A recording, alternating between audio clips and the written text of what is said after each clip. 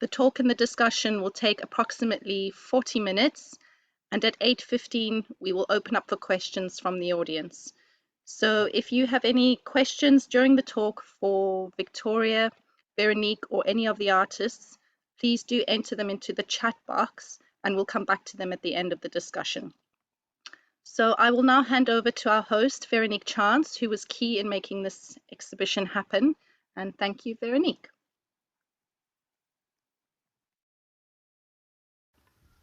Thank you very much, Kath. So I'm Veronique Chance. I'm an artist, and I'm also the course leader of the MA Fine Art and MA Printmaking at Cambridge School of Art, Anglia Ruskin University.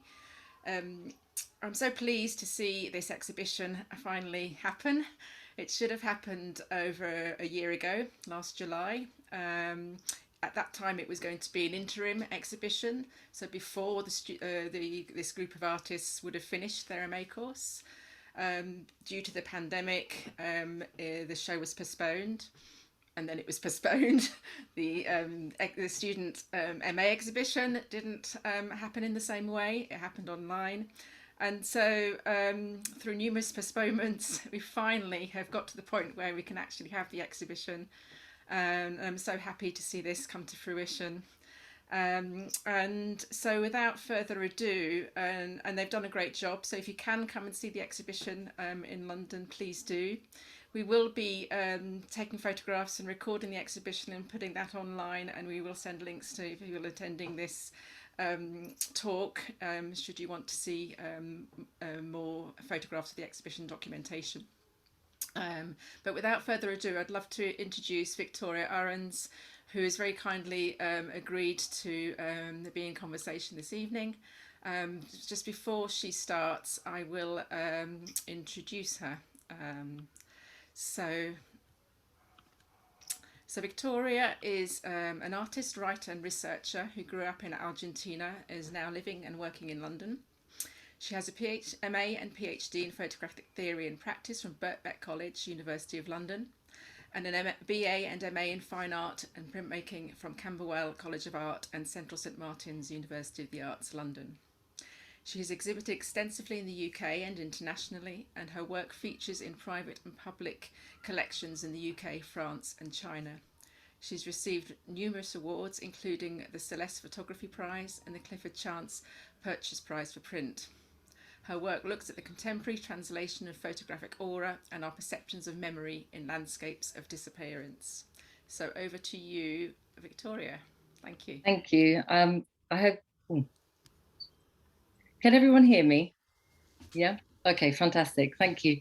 Thank you so much, Veronique, and thank you to all the artists for inviting me to participate in this talk and conversation with you tonight. And I have to say, I was really privileged today to be able to go and see the exhibition as it was being finalized, and I really recommend everyone to go and have a look at it if they can over the next few days. So I just wanted to start, oh, hang on, sorry. I think I have to do this manually now. I wanted to start just by posing a question in relation to the title of the exhibition, which is Technologies of the Self, and just ask how we can examine the self as a way in to healing and taking better care of ourselves.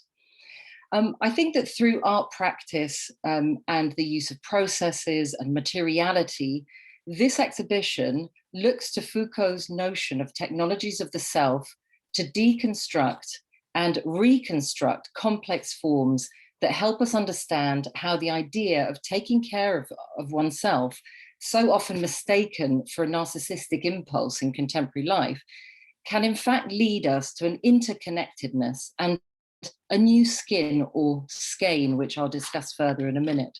And in that way, weave together the fabric of our internal and external stories. Foucault refers to the technology of the self in a series of seminars that he gave at the University of Vermont in 1982 as that which permits individuals to effect, by their own means or with the help of others, a certain number of operations on their own bodies and souls thought, conduct, and ways of being, so as to transform themselves, he says, and attain a certain state of happiness. He looks back at how the practice of taking care of yourself, termed, and I'm going to get this wrong, but I'll try my best, epimeletai sotu, as it's called in ancient Greek, was a fundamental principle of civilized life, the cornerstone of a working moral society. In fact, it was seen as a kind of art of life. Not so much the notion of knowing oneself that we're a bit more familiar with today, but taking care of oneself, a notion often lost. So I'm just going to pause this because although I can't see, I think that has paused that, hopefully. So not so much the notion of knowing oneself, but taking care of oneself, a notion that's often lost in our accelerated contemporary lives. So unpicking Foucault's ideas, Gilles Deleuze likens some of those connections that Foucault makes to a kind of skin, or a multilinear whole composed of lines of different natures that traces processes that are always out of balance, that sometimes move closer together and sometimes further away. And these lines can be broken, can bifurcate, can be forked, they can be fragmented. And what we're interested in is untangling these lines, he says. And in order to do this, we need to prepare a map, a kind of survey of the unexplored, of these fissures and fractures that they present. In other words, and I think of it through art practice, looking closely at the surface to understand its depths. So if a skein is defined as a length of thread or yarn that is loosely coiled and knotted, a thread that individually forms part of a complicated whole, we begin to see that the notion of taking care of oneself, of our bodies, our souls, however fragmented and dismembered, can bring a sense of wholeness back and forge new lines, new networks of well-being, a new kind of balance to bring us, as Deleuze states, together again. All the artists in this exhibition have interpreted these ideas in their own way, but all have used and created fragments, threads, marks on different substrates as a way of creating their own new skein, or skin, you could even argue, and in this way charted their explorations through processes and materials that in many cases quite literally weave the personal, the social, and the political, together. The exhibition itself bifurcates, and it's forked, and it leads you in multiple directions, taking you on a journey of rupture, where the lines of the subject intertwine and mix together, and where meaning and utterances, sound and silence, interact with the world and are made in some ways visible. So in COVID times, these fissures, cracks, breaks, and ruptures have become more prominent and more troubling, you could argue.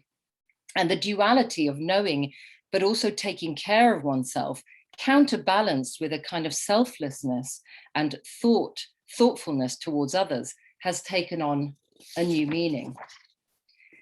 These works in the exhibition look at various ways of disrupting and reinterpreting the notion of that fragment and the self, to let us pause, to take a breath, to observe, to listen, and to look more closely at the folds, at what lies in between, at the materiality of what surrounds us, and to use that kind of sublime moment, or as Cassius Longinus called it in the 1st century AD, the perihoupsis, or the pregnant pause, to take a breath in before we continue. And this way find ways to celebrate, to rejoice despite it all in these poetic artworks. The crossovers in practice are there to see, where Ashley's work takes a global view of the environment and the scientific gaze through walks and collecting and photographing, film and QR codes. So Sachiko's work takes a closer look at the marks that represent the collision of human and animal ecologies, the extinction of species through the spectral or ghostly humanized animal, made through photopolymer prints. In both their work, the earth and its inhabitants are given a kind of voice and agency, a kind of new taxonomy as a collection of the disappearing, or as a potential collection of absences, or potential absences, future absences, which are made present. So making present that which is often overlooked. An emotional and personal ethnography can be found in the act of stitching as a healing process, as a way into exploring objects as a site or deposit of memory, a place to take care of oneself, for example, in Vivian's work, where tokens and textiles knot together an emotional patchwork of tactile sculptures as a personal archive. These ways of remembering or stitching and reconstructing can also be found in Sandra's installation pieces, where the intimate relationships of memory and identity are presented through her handmade and fragile, beautiful stitched bodily constructions, bodies that somehow recall or remember, put together again, that which was fragmented or that has been fragmented and dismembered, that allude to absence and loss, both in a political and a personal sense. Connections and philosophies of identity. I wonder whether I should can I just escape that and go back? Sorry, is that, oh, it doesn't want to do it. Do I have to stop share for a second? Sorry about that. It's just that it sort of went a little bit faster than I hoped, and I want to be able to talk about the works as they come up a bit more. So I'm just going to share that again. Oops. Oh.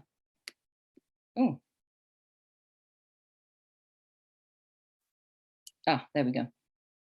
So I'll just move that on from those first slides.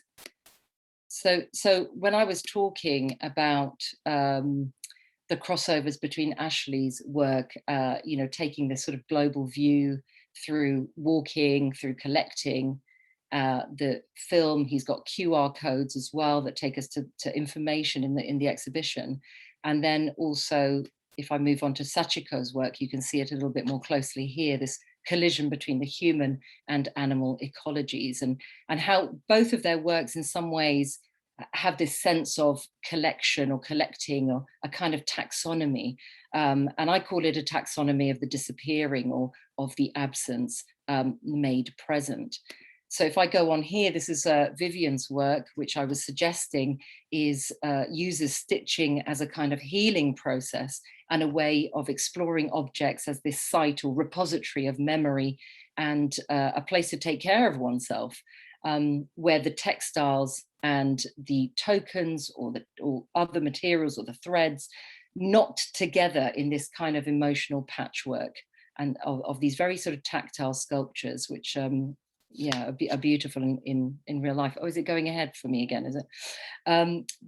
So I'm coming back to what I was talking about here with Sandra's installation piece, and it's a beautiful piece. There's several aspects to it, but essentially what I've taken from it is this intimate relationship where memory and identity are poetically presented through that sort of handmade, the language that is used as well, that kind of very poetic language, and that fragility of the paper. So coming here to Diane's work, so connections and philosophies of identity, subjectivity in the material are also manifest in Diane and Kath's work, yet in very different ways, where Diane interweaves the poetic and the mineral, the human and the mythological or symbolic, as an effective resonance to the experience of loss and healing, which questions our essence through these kind of minimal installations of plaster and feathers. So Kath's installation uses projection, animation of etched marks, which are woven together and that reference this auditory, I should say, the spiritual, but also through our ability to listen, or to listen deeply, in order to explore what lies in the silence as a healing experience of its own. So the folds and creases that are visible and detailed in Anne's beautiful and lyric piece lyrical piece, The Book of Skin, which I don't have an image of here, but is in the exhibition. This is one of her other more performative documentation of one of her performative pieces. But they really remind us of the manifold experience that aging represents, the fissures and the cracks in the skin, that which is on the surface and that which is beneath it, the photographic, the gestural, the close-up, there to remind us of the depth of experience, the depth of lived days in the textures of the skin, in the moments of performative unveiling. And her work responds to those perceptions of the photographic surface and celebrates the joy and the energy of these shared experiences. In Thomas's mixed media works and Catalin's abstract paintings, they bring our attention right back to that skin of the image, that surface, the layers of what we call the haptic, or that which our eyes first settle on and that we react to and bring us to feel. The essential marks in Catalin's piece that I believe she has taken up the face of a mountain, have in some way then, through that video piece, become a part of that sublime landscape itself. In Katie's work, we're reminded of the inequalities, of the disequilibriums, the imbalances we are often subjected to, and ways into a more visible understanding of the political dialogue that is needed. Here, the recollected, the participatory becomes action as a resistance to discourses of forgetting and trauma. And then in some ways, I come to the last piece, which is Alexander's performance boxing, or his gestures of masculinity and pugilism, and the physicality of these become a kind of cathartic moment of getting it all out, of letting go, of using the physical experience as a therapeutic and alternative narrative, or you could argue a technology of the self. It's an immersive, experiential piece, a gestural performance that recalls the intensity of our emotions, particularly in this period we've been living through. So here in this exhibition, printmaking, painting, collecting, video, performance, sculpture, sound, and stitch, all these processes make manifest our expression and our encounter with the world around us. They're ways of slowing it down, of looking more closely, looking again, of working through and recollecting the self. It's an act of remembering, of reconnecting and recognizing what has been fragmented, what has been dismembered. And this, according to philosophies and technologies of the self, means sharing with others, as the artists in this exhibition do, their intimate yet collective experiences and their technologies of self. That's my interpretation of the exhibition. And what I wanted to do now is I wanted to invite the artists into the conversation and see if they could maybe tell us a little bit more about some of these ideas that they're working with in their practice. And what I did was I just sort of grouped them together in some of the crossovers that I could find, but obviously, you know, any of you feel free to jump in and you know, and connect with the ideas, because in fact, all of the ideas that, you know, do cross over all of the practices. So just initially, I sort of identified, maybe through Vivian's work, Anne in your work, Diane, Sandra, that notion of the object of loss, or the kind of materiality or bodily identity. And I just wondered how you how you see that sense of the material and the notion of memory or loss, or potentially loss turned into healing in your work, and what you thought the connections might be between the two, between the materiality of the sculpture or of the piece that's being presented, the installation, and that sense of the absence or memory or loss. And that's not directed at any one of you specifically, but I don't know if anybody wants to talk about that a little bit in their practice.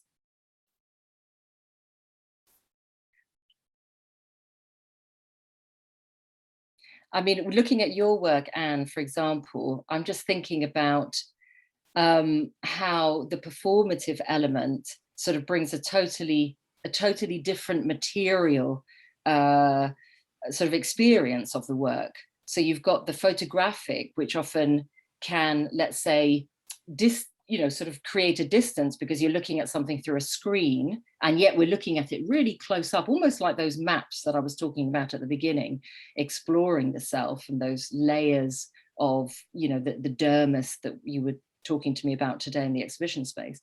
But I just wondered what that, how you see those two things being connected, the sort of materiality of your subject, the performance, and how that kind of introduces that sense of, what's underneath or what's lying underneath. And that was a fundamental idea when I started the work, this idea that what's visible to the outside world is not necessarily what is going on inside. And particularly in the case of older women, a lot of myths, a lot of misogynistic ideas, a lot of society's almost contempt of the old, this desire forever to be young and hide your wrinkles and hide where you are. And also the invisibility that a lot of older women feel in society. And I wanted to challenge that, and I wanted to challenge it in two ways. Firstly, by the skin and the book of skin, which various people contributed to, contrasted with actually the life and energy and vitality and creativity, which is still in all of us, no matter how old we are. And the longer we can keep it going, the better. The performance piece was actually designed as a sort of flash mob to happen in a public space. But of course, it was the middle of 2020, so it didn't happen. So it was performed, and the record of the performance is what's in the exhibition. But it would have been lovely to actually do it and challenge passers-by and talk to passers-by and gather an audience while we did it, but it didn't happen. Yeah. I don't know. Sorry, Vivian, did you want to jump in? I was just going to say, because you said about the invisibility, so I just thought I'd pick up on that part as well, because my works are about emotions, and they are actually invisible. Or how you feel inside, you try and keep invisible. And so the materiality, the sculptures, are a way to try and visualize that, and using the threads and the stitches and things to try and bring all these pieces together, but like trying to hold yourself together if you feel fragmented. So it's about trying to bring to the surface how you feel on the inside and how you try and hold yourself together through emotional times. And for me, you look at things that good memories that you have in the past to help you through how you're feeling, why you might be feeling bad at the moment. You recall on those to help the process of holding together, and so the physical process as well of stitching or gluing maybe. That is kind of a process that reflects the feeling.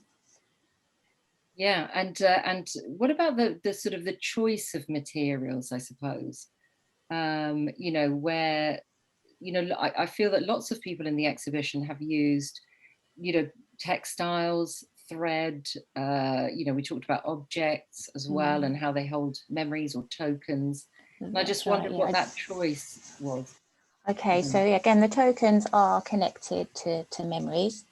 And for example, I have a lot of buttons in my patchworks, and that relates to my mother, because I always remember her having a button collection, and she was quite obsessed with buttons, and she would organise them and categorise them and just have loads. And then the things with my dad, and I always have really good memories of him, and I find that, I call upon the thought of him to help me through like a bad time emotionally. And so he was always mending, maybe washing machines and cars, but he was always mending things as a way to help hold the family together. And yes, so I've got lots of my materials, my fragments of materials are remnants of fabric or perhaps wrapping paper from presents, and they're all incorporated into the work. to. It's interesting, isn't it? Because it becomes, like you suggest, like your own personal archive, and it has that kind of, it has that link to you know, other works in the exhibition, which are also to do with kind of collecting and gathering and bringing things together. And I just wonder whether I could bring in Ashley and Sachiko, and just to ask them about how observing, collecting, as we just mentioned, and in Ashley's case, I believe walking, you know, has such a key role to your practice, and to kind of thinking through, you know, ways that you can highlight or kind of bring things which are quite often overlooked or unobserved, or, you know, really not known about in that particular way, in a very visible way, to the attention of the viewer, or of, you know, of those going to see your work. Could you tell us more, Ashley, about your walking and your processes of what you collect together? The main reason I changed my methodology to include the walking and the photographing, and then eventually the mapping and drawing, was because of COVID. And like so many people, I started to use nature to escape and do my exercises and walk around the local city and then out along the rivers. And I started to notice, sort of shockingly, even under COVID, so much rubbish and people starting to fly tip. So I started to record it and then mapping it. And then I thought, well, it's quite interesting because I'm actually making drawings and making decisions with my feet. So, yes. Which I looked at people like Hamish Fulton and people like that. And I was also really interested in the idea of blurring the lines between the real world and then like the digital world, and where one starts, one ends, because we all use our phones so much and take photos. But most of it was to do with the idea of the human condition, that we're sort of destroying our own world we're living in. And if we're talking about the self, well, in a way, we know we're hurting ourselves. Yes. And we're going to have a pretty bleak future if we don't start to change.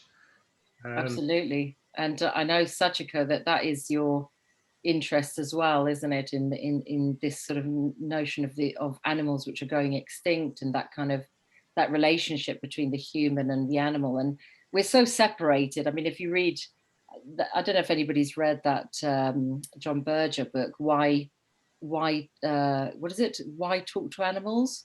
And, you know, that whole relationship that we have, and how separated we are in our cities anyway from the animals that, you know, that would have and still do in certain places surround us. And yet we use, you know, we give animals those kind of human qualities, don't we? We say, That's oh, you're right. brave, yeah, that's brave like a lion, or you're quiet as a mouse, or you know, we anthropomorphize them. That's right. Yeah, you know, species, you know, animals and birds are quietly disappearing from the earth, and I capture their existence. Yes. Created by you know, ghostly humanized animals and birds. And just like, you know, this purpose, my, you know, endangered species project is like raise awareness of the wave of extinction in the natural world by creating an image of vanishing animals and birds, and communicating this important environment issue to the viewer. Yeah, that's my tell me a little bit about your material. So the fact that you decided to use photo etching or photopolymer, to create that. What was the reason? What was the reason for that? Or well, it's a first. I actually Japanese swing painting of you know, animals and the birds portraits I made, and combined with monochrome. You know, it's a photograph environmental background, and digitally adjusted for this photopolymer printing method. It's like etching.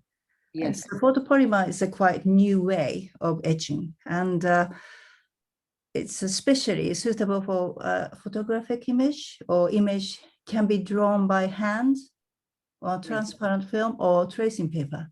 But I printed out by image on acetate paper. Yeah. What's interesting, though, as well about photopolymer is that it is considered within the practice of printmaking and photography to be a much more sustainable process, much more environmentally friendly. Yes, yes. So there's a nice connection to, That's right. your No work asset, there as yeah. well. That's right. You know, Yes. because you just expose it with UV light, That's and then right. you Yes. and Yeah. then develop it in water essentially. Mm-hmm. So that there's a nice kind of circularity there, so that the processes and materials that you're using are very much connected to those ideas and concepts of the Anthropocene that are, you know, that you're actually making the work about. Yes, exactly. Yeah, that's fantastic. Thank you. And just thinking about, this is more for Alex or Katie or Kath. Again, Anne, this could be for you as well, or anyone else who wants to come in on this. But just thinking about kind of that notion of participation and the collective, or kind of tapping into that kind of collective unconscious, and sort of bringing things to attention, whether those are internal dialogues or kind of more political kind of ideas. And I just wondered, is Katie with us? Sorry, because I can't actually see everyone at the moment. Shall I stop sharing? That probably will help, won't it? Ah, there I can see everyone now. I just wondered whether, Katie, kind of how sort of your images and the text work together, you know, because I think it's really interesting that you have those sets of zines, I think they are, next to the images, which document where you've put these kind of pseudo plaques in different places to mark the spaces where sexual assaults have taken place. Could you tell us a bit more about that zine and how it operates? Yeah, it was really important to me to try and communicate the reasons why people didn't speak up, as well as marking these incidents, you know, after they'd happened. You know, I engaged a survey and I sent that out and used people's accounts of these incidents, and also the reasons why they didn't feel able to speak up, using that text in a certain way in the zine to try and communicate these reasons as to why they didn't feel able to speak up, be it sort of embarrassment or lack of space, or you know, just sort of feeling put on the spot or surprised, or even self-censoring themselves, not having the words to speak up. So so I felt that, as well as that was so important to me, is to talk about these reasons why people don't speak up. So having the photographs of these plaques in situ needed that sort of complementary aspect of the zine, and also again using a sort of a well-known sort of feminist method of zine making and the handmade in it as well, you know, sort of employing those feminist methods was really important to me. Yeah, and also that idea that can people take the zines away with them? Yes. So that this sort of conversation goes on beyond the space of the gallery, just like the original, you know, Yes. project does as well. It's outside. It's not just confined, is it, to that kind of to what is also sometimes quite a silent space, you know, the space of the gallery. So that's kind of interesting. Yeah, and it was really important to me. So at the back of the zine is what I sort of give details on. Sort of, there's an organisation in America that gives free online bystander intervention training. So they sort of, you know, give people methods whereby which they can help themselves or others when they see situations like this happening. But yeah, it's a good point that you can take it away. Yeah, and there's a lovely connection again, you know, there's all these connections between all of your practices, but Kath, with your work, and you know, that idea of the silence and sound, and you know, and you were discussing ideas of deep listening, I believe, and you know, where sometimes that silent, you know, is as a result of trauma, let's say, but sometimes sound also can have, you know, all kinds of other repercussions, can't it? You know, we remember things through sound, just as we do through smell, but sound can be just as evocative in that sense. I don't know if you want to tell us a little bit more about some of the ideas that you've been working with. Yeah, so I've been exploring sound beyond the auditory. So trying to explore the idea that our sensory perception perhaps goes beyond the 5 senses that we're familiar with, and that we actually have something like 32 senses, and that they are all interconnected. And so they actually aren't so separate as we kind of imagine. Touch isn't its own thing. When we see and touch something, it adds another kind of perception. And it's the same with sound. We don't actually need to hear a sound to hear something. We can see something and hear it in our mind or in our thoughts or memory. Yeah, this idea that perhaps we need to talk less and listen more, and that could be a way of developing better relations with each other. So rather than yeah, I've lost my train of thought there. There's so much going on. That's all right. Yeah. No, Yeah, but I mean, but it's interesting, isn't it? Because in some ways what we're doing when we're presenting work is that we're giving that space to the audience to be able to just, you know, stop, take it in, spend a bit of time with the work, and, you know, we create our own silence within that. And then, but then the conversations come later, perhaps, you know, when we leave the exhibition space, or, you know, or when we make connections, or even in our mind's eye. But maybe, you know, in some cases, the silence is that sort of, that pregnant silence, isn't it? That kind of moment where we sort of, you know, we suddenly realize that there's something really meaningful going on, that we need time to take in. Funnily enough, I do remember when I was doing teacher training many years ago, that my tutor said to me, when you ask a question, don't expect people to reply immediately. You know, allow there to be a silence for a while, because people need to think. They need to take it in. They need to be able to digest. You know, but we're always so worried that if we leave a silence, then we need to fill it with something. When actually that silence in itself has, you know, is meaningful. absolutely. And also that there's not really anything such as silence. So things might be quiet, but you will be thinking in some way, whether that's as a sound in your mind, or a visual in your mind, or a feeling of touch in your mind. There's always an activity, and by developing your listening, you're not only listening to the external world, but also to your internal world as well.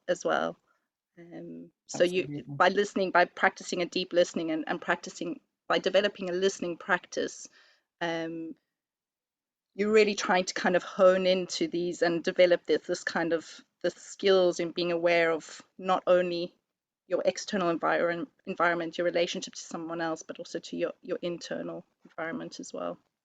Yes, absolutely. And Sandra, I wonder whether I could come to you for a minute, because I was just thinking about how, in many ways, in your installation sort of encompasses so many of these ideas, with that kind of sense of the body, which is just kind of, it's like an echo of a body, or just that sort of shadow of a figure, but actually there's this sort of absence within it. And yet the stitching is so beautifully done, and it's so fragile, and that paper that is just sort of falling apart almost as you're stitching it together. I just thought those contradictions between absence and presence, the fragility and the materiality, I don't know if you could tell us more, but they're really interesting in your work.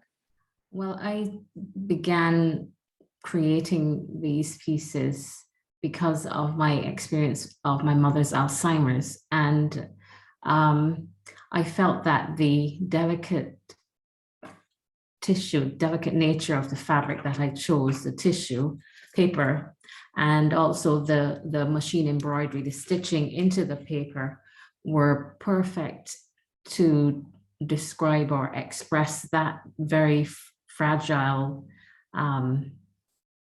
nature of memory, and also loss of memory, loss of self. Yes. Sort of the unraveling, isn't it? That sort of the thread is unraveling. Yes. For our eyes almost. Yes. That was the reason why I chose to explore using these materials. And the body, that came after, because I began to think, I started off with the objects because there were objects that I had collected, which were which held memories of my mum. And I kept working with these objects and reached a point, we had the lockdown and Corona and everything, and I reached a point where I couldn't get any further. And then I thought maybe I was trying to use these objects in the wrong way. So I went then to my mother's body, the body which was a shell, and she had gone, and mourning. Yes, that's where I went with the idea. Thank you. Thank you. No, it's always fantastic to hear, you know, the artists talk about their practice. It's I'm sure everybody is, you know, it's always fascinating to know how, you know, what processes and ideas you're working with, and it just sort of helps to kind of really sort of flesh out some of the viewing in the exhibition. So I think that's, I'm not sure if you wanted to move on to questions from the audience. Yes, I think we've got some questions in the, I asked people if they wanted to put some, we've got, Kevin's can start us off since he's put some questions in the chat already, so that's always a good to have someone. So Kevin has asked, and I think this is to Anne, he said he hasn't seen the video of you in your garment, which is your cloak, which is in the exhibition. He says, can I ask you how you feel when wrapped and unwrapping your garment? And he was thinking particularly, or because of it, you know, the performative element of that, which is what we see in the video, the idea of catharsis or feeling burdened, you know, could be equally, you know, this is kind of that duality.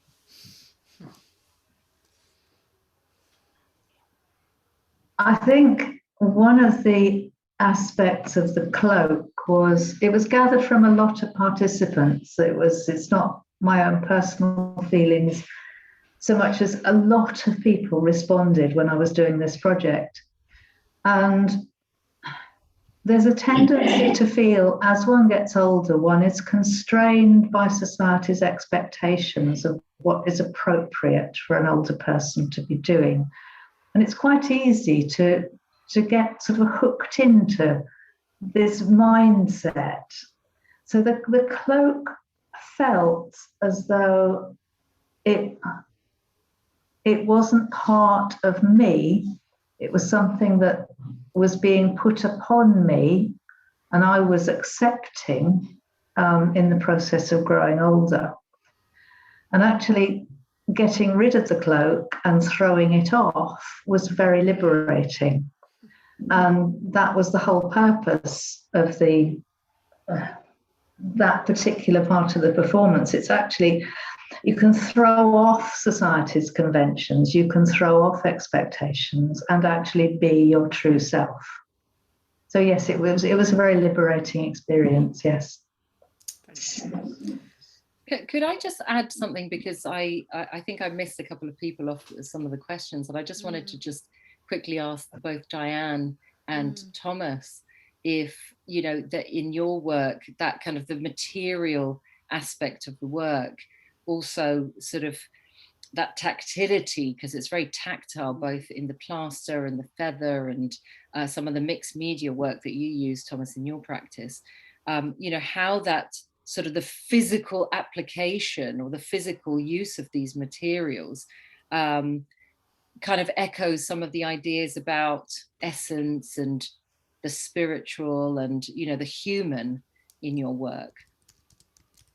Well, for me, well, firstly, the work in, there was a doctor, I'll start with Dr. Lorna Collins, who said, when you work with these materials, it causes transformation for the person who makes the object and for the viewer who encounters it and perceives it. So she talks about this healing thing. And because my project began with a kind of anxiety about what is the self, how do you reconcile the view that the self shifts continually, and the anxiety that creates for me, because, you know, this question about is there an essential self. So this idea of using the materials as healing became very important. But the choice of feathers and plaster came out of images of walls, but particularly walls that hold artworks on them, so frescoes and wall paintings. And this idea of all these centuries of human activity and symbolism and metaphor. And equally with the birds, that was to do with the kind of interaction of these seemingly strange beasts, and yet have such tremendous affect and carry such mythology. And it was that interesting juxtaposition. And so that then in turn, I hope that the works would create space for that viewer to become some sort of, you know, to, as you said earlier, to take time to what? Experience hopefully something of healing, or at least engaging with a feeling of that perhaps, or a wholeness, whatever. So I hope that answers. Yes, thank you. Yes. And Thomas, did you want to tell us a little bit about the materials that you use on the surface of your paint? Do you call them paintings, or are they collages, or are they something else for you? Really, I use everything what I had at home because was COVID. Yes. And so I had no workshop. Yes. So I took everything what I had at home. So I made collage and everything. Yeah. Yes. But you know, I think different materials is good to show different feelings. Yeah. Like hard material is like something like hard time. When you've got something soft like tissue, it's like a nice time. I made so that combination of the hard and the soft is important. Like on my one piece, a name is bridge. Top is more positive, down is more negative. So down is more dark, you know, more hard material. Yes. Yes. Okay. Yeah, and that's sort of the connection between the two parts, but also between the materials. Okay. Yeah, thank you very much.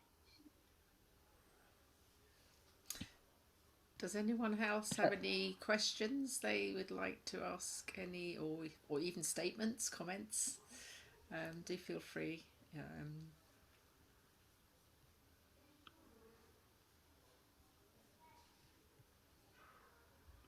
Just seeing if anyone's put anything in here. I think it's worth saying that even though, like so many artworks, you know, they initiate from this very sort of personal place, there is a sense in the exhibition that we all experience this as a universal, you know, there's a universality to it as well, which is really great, because it means that as we walk around, we can also bring our own experiences to what we're looking at. Yeah, so it's that relationship between the personal and the kind of the universal. This links to one of the questions, actually. I just scrolled down and found a couple of questions, so apologies if I didn't see it immediately. Ling Chu said they'd like to ask a question about working together or in parallel, which is kind of quite interesting link here. And as a student body in an extraordinary time, you've had to find new ways to communicate to and with each other and unlock new technologies to share and create, such as this talk. Have your relationships with each other. This is interesting because the relationships you've continued over this year in the preparations for this exhibition, haven't you? In quite an extraordinary way, and almost on a weekly basis. So have your relationships with each other, or how you've had to negotiate your relationships with each other, impacted on your work? And if everyone has a story or examples of this. Good question. I don't know who wants to reply to that. I can reply to that. Well, I can start a reply to that, and somebody else can step in if they want to add something.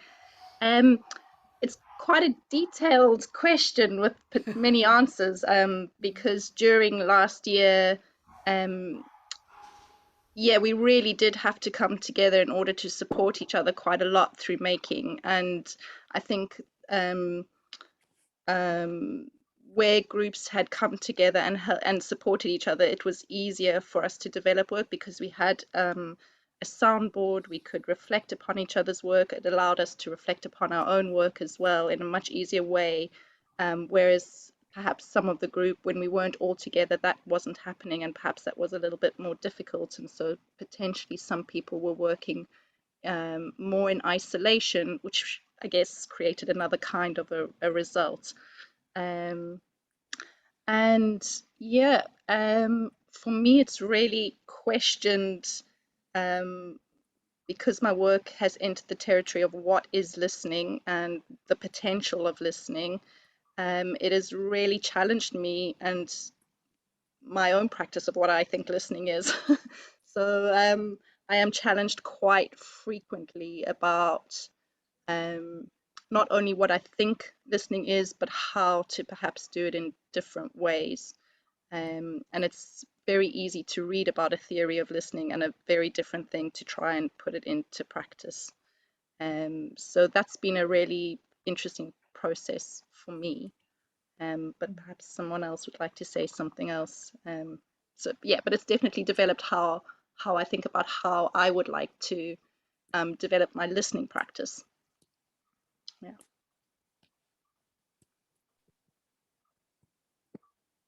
Does anyone else want to respond to that or to the question? I suppose all I can add is that the communication, obviously, because we've all only been able to meet through Zoom, and so for me it kind of, we're familiar in terms of faces, but also I find it quite an alienating experience because I'm staring. I am talking to whoever, and I can see you, but it's not the people I remember how I feel about them when I'm with them and what it's like to be with them. And in a sense, I was just thinking about why I started to use feathers, and it was that kind of strange, these strange beasts, and yet they hold so much human mythology, you know, and kind of literary and poetic imagery. And so in a sense, maybe I've learned that this kind of sense of alienation through talking through Zoom and having a different experience of relating to the artists that I know and had physical presence with.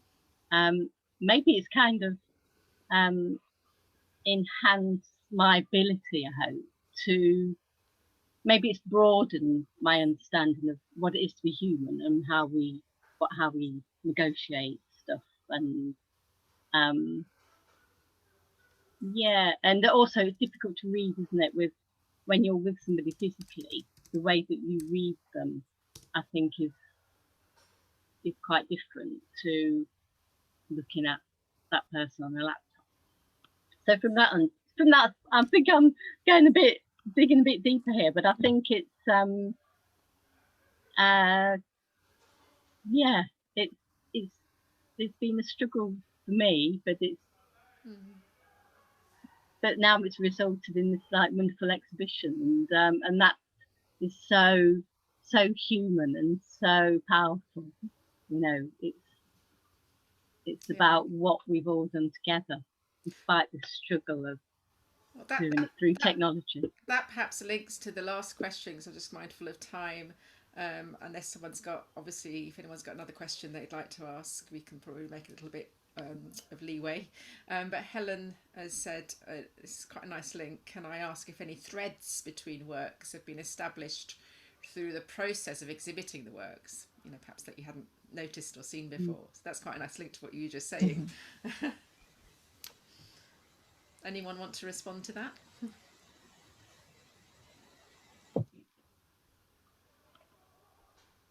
Anne? I think, yeah, I think our work is incredibly diverse, and there were no links while we were doing it, certainly not while we were still doing the MA. We talked about it, we shared it on Zoom.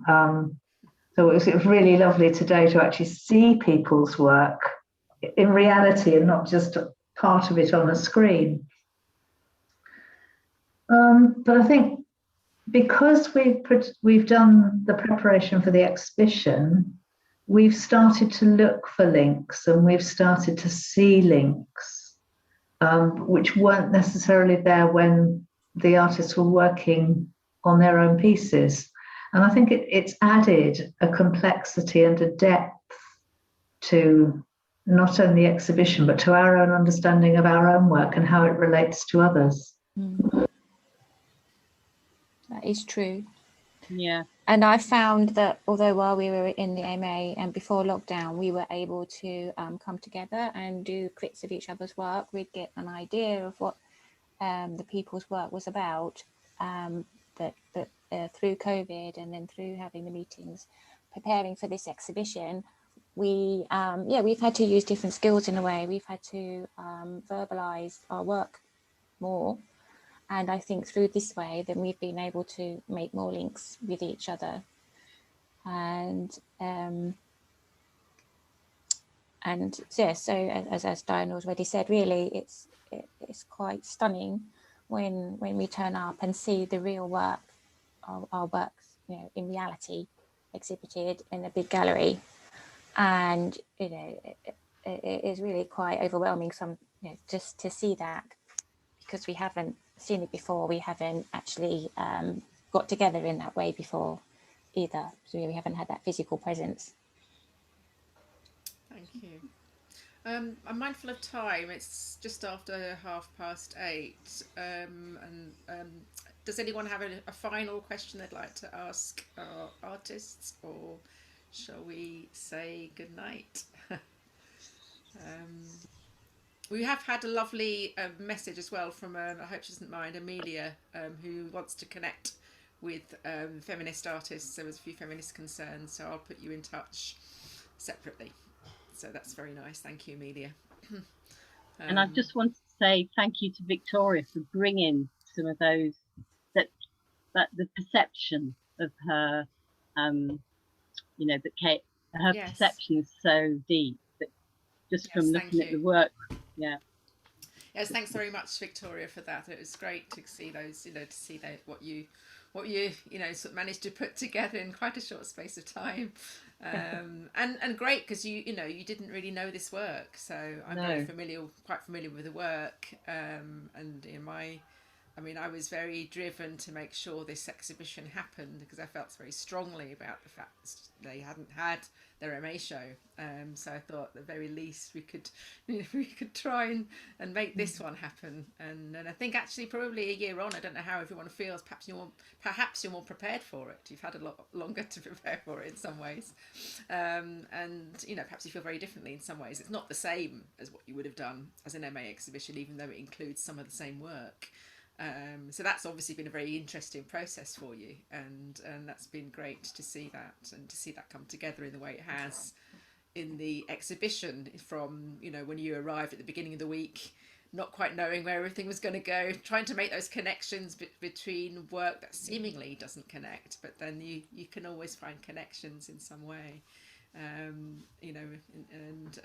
The title of the exhibition is great because it itself can connect in so many ways to all the work actually in the end in some way, and speaks very much to the situation we've all been living in the last year and a half. So very, very interesting kind of thoughts there in terms of the choice of title. So yeah, thank you, and thank you very much to our audience, it's been great to have so many of you here. As I said, this has been recorded, so we'll find some way of making sure that you know where the recording is should you want to access that in the future. And if you can come and see the exhibition, APT London, it's at Deptford in London, please do so. Yeah, thanks very much for your observations, those of you who've been here, and for coming tonight. Thank you. Enjoy the rest of your evening. Thank you.